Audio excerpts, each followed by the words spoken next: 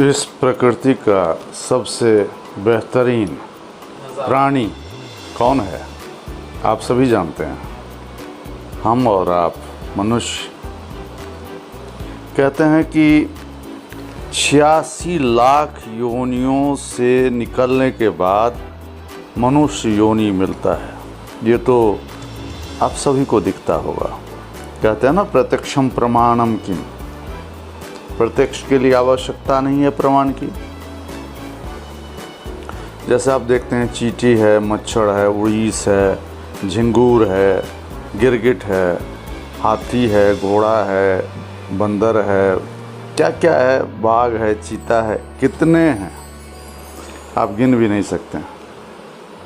तो इन सारे योनियों के बाद जब हमारा प्रमोशन मनुष्य की योनि में हुआ है, तो मानव जीवन क्यों बर्बाद करें? मानव जीवन बेकार न जाए, इसका पूरा ख्याल रखना चाहिए।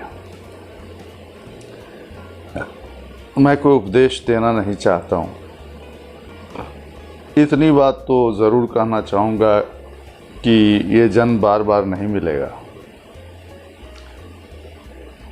सभी सुबह से लेकर शाम तक देखते हैं जीवन में कितनी बाधाएं आती हैं, कितनी समस्याएं आती हैं। चाहे वो नौकरी पेशे वाले हों, चाहे वो बिजनेसमैन हों,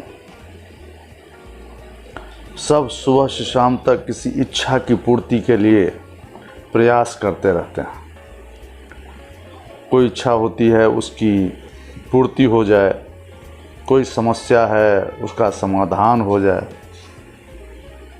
इसी में जुटे रहते हैं।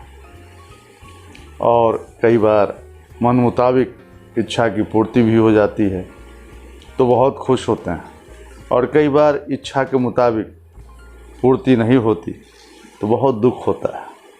तो भाइयों, दोस्तों, इच्छा ही दुख और सुख का कारण होता है। इच्छा हम जितना कम करें उतनी खुशियां बटोर सकते हैं, जीवन सानंद जी सकते हैं।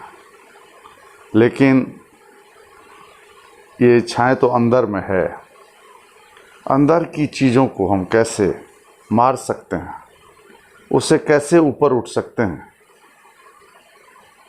बहुत बड़ा विज्ञान है। इसको जानने से, समझने से मानव जीवन बहुत सुखमय हो जाता है।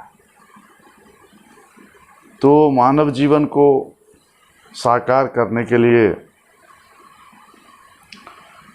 86 लाख योनि के बाद जो मानव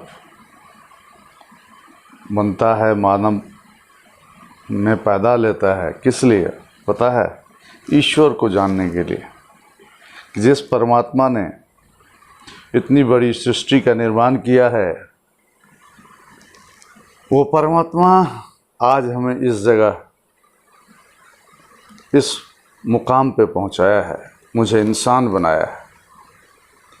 तो क्या हमारा फ़र्ज़ नहीं है कि उसको कम से कम धन्यवाद भी दें?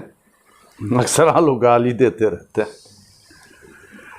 तो दोस्तों, यही कहना चाहूँगा कि ये जीवन जो मिला है, अपनी इच्छा की पूर्ति नहीं करने के लिए, परमात्मा की इच्छा में हाँ मिलाने के लिए, परमात्मा की जय जयकार करने के लिए, परमात्मा के साथ जीने मरने के लिए, परमात्मा का नाम लेने के लिए, परमात्मा में विलीन हो जाने के लिए, परमात्मा के लिए ही जीने के लिए, परमात्मा का कार्य करने के लिए। सबसे बड़ी समस्या यह है कि परमात्मा चाहता क्या है? आपसे कौन सा कार्य करवाना चाहता है परमात्मा? यही कि सुबह उठे और शाम तक धन कमाया, ये काम करवाना चाहता है? आपकी इच्छा जो होती है, अच्छी या बुरी, जो पेट की ज़रूरत है या दिमाग की ज़रूरत है, उसकी पूर्ति करवाने के लिए परमात्मा चाहता है आपसे। परमात्मा क्या चाहता है? बहुत गहन विषय है। इसके बारे में पहले आप लोग सोचिए, गहराई में उतरिए, फिर अगले एपिसोड में। नमस्कार, धन्यवाद।